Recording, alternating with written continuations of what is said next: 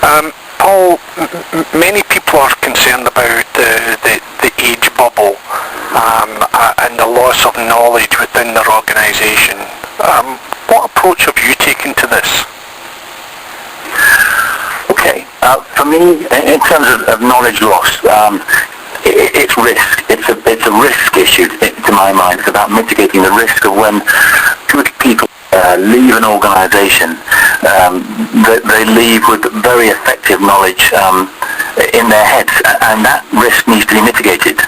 Now, what I've seen to work extremely effectively in that kind of scenario is the expert interview. It's called different things in different organisations, but it's essentially the same. It's essentially saying we're treating our knowledge as an asset. We're about to lose a key component here. We need to mitigate that risk. The expert interview actually can be used in all manner of applications. So the expert interview when somebody leaves is if you like, a special case, although often it tends to be regarded as the main one. And I think there's good reasons for that. It's a very obvious way to apply the expert interview. And basically, the way I've seen it work extremely effectively is to get the preparation right. You need to be very clear which knowledge. So you need to ask the person well in advance before they go, which knowledge do you know that you are taking with you that actually you'd like to make sure is retained in the organisation. That's nice for people to be asked because they recognise that they're leaving a legacy.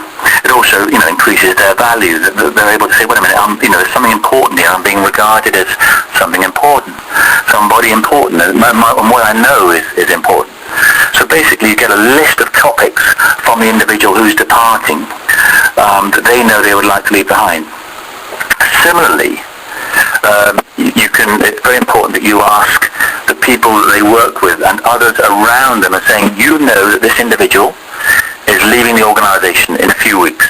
What knowledge do you know that they have in their heads that you may have talked to them about? They may have given you some help, some practical advice over the years, that they may well have some areas of expertise that are crucial in your mind to the organisation that they must not leave and take entirely with them.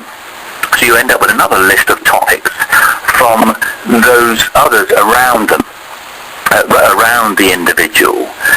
And so you end up with two lists. And then the purpose of the interview and the facilitator, what they need to do at the expert interview is to bring those two lists together. Now they will have, of course, a lot of overlap, but there will be some areas where they're distinct. The individual will regard areas that are particularly important, that they want to leave behind, and those individuals around them will recognise areas that the individual hasn't recognised themselves. So that's why there are two separate lists that come together.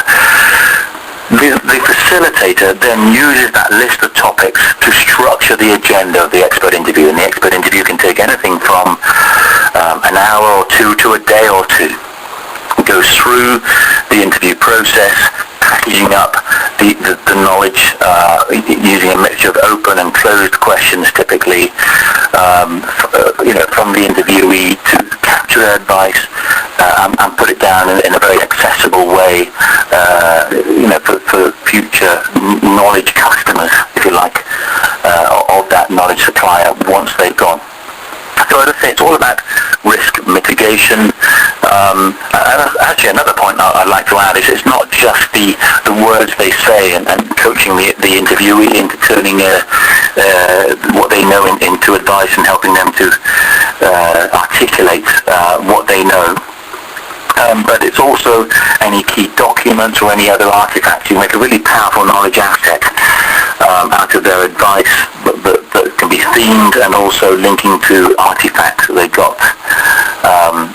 that they can point to. So it might be PowerPoint slides, it might be a list of key contacts they regularly refer to, it might be books or magazine articles or even chapters in books that they refer to regularly in the way they do their work. And once that's been packaged up, that then can be, and usually is, in my experience, immense value to those who are left behind. And so it's not the same as having the individual staying on in the organisation, but you're helping to mitigate the risks